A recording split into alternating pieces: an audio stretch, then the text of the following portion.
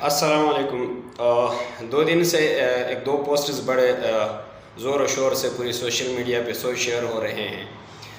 ایک تو ملونہ جس نے فیصل آباد میں جو ہے نا نبوت کا دعویٰ کیا، نعوذ باللہ، اس نے ایک عجیبہ سا پکچر جو ہے نا اپنا ایک پروفائل بیان کرنے کی کوشش کی۔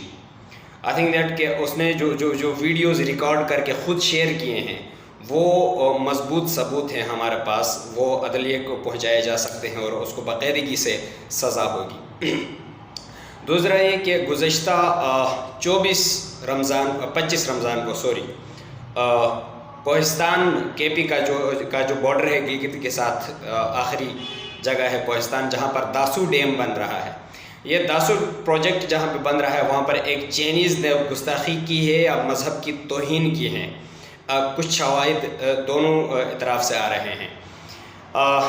اس کو گرفتار کرایا گیا ہے۔ سب سے پہلے تو علماء اور عوام، نوجوان طبقہ جو ہے جس نے آواز اٹھایا، اس پر پورے بلاک کیے، جلوس نکالے اور اس کے بعد اس کو گرفتار کر کے ابھی جو ہے نا اس کو فردر ایبٹ آباد عدالت جو ہے نا پیش کرنے کے لیے ہیلی کاپٹر کے ذریعے منتقل کیا گیا ہے۔ سب سے پہلے تو تحقیقات کرنے بہت ضروری ہیں۔ میں نے خود جو ہے نا کچھ لوگوں سے پوچھا ہے کہ کون شخص ہے، کس کے تحت یہ جو ہے نا یہ پیغام پہنچایا گیا، کون گواہان ہیں، کن لوگوں کے سامنے کون سے الفاظ اس شخص نے نکالے ہیں، اس ملعون نے، تو اس کی کلیئرٹی نہیں ہو سکتی ہے۔ لہٰذا میری گزارش یہ ہے کہ اس کی جو ہے نا تحقیق کی جائے، اور اگر انشاءاللہ تحقیق ہوتی ہے تو پاکستان کے آئین میں دو بہت ہی واضح جو ہے آئین میں لکھے گئے ہیں، 2 آئینی شق ہیں۔ ان میں سب سے پہلا ہے تعزیات پاکستان میں ایک آئینی شق 295 اور 298۔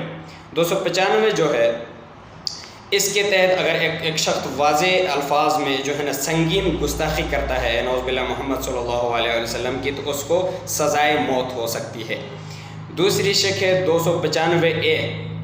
اس کے تحت اگر مذہب، کسی بھی مذہب کی، یا مسلمان بھی اگر کسی ہندو کی، کسی بھی پاکستان کی شہری کے مذہب کی توہین کرتا ہے پاکستان میں رہتے ہوئے، یا پاکستان میں کوئی غیر مذہب کا، یعنی کوئی غیر مذہب کا، غیر مسلم شخص اسلام کی توہین کرتا ہے، تو 10 سال کی اس کو سزا ہو سکتی ہے۔ تو انشاءاللہ مجھے امید ہے کہ پڑھی لکھی قوم کو جو ہے نا غلط فہمی میں نہیں ڈالا جا سکتا ہے، غلط اشتعال دلا کر کے پاکستان میں جو ہے نا دہشت گردی کو جنم دینے کی کوشش کریں گے۔ بہت سارے لوگ ایسے مواقع پر اور کرتے ہیں، نہیں کیا جا سکتا۔ البتہ میری ریکویسٹ ہے کہ اس کو قانونی طریقے سے جو ہے نا آگے لے کر چلا جائے۔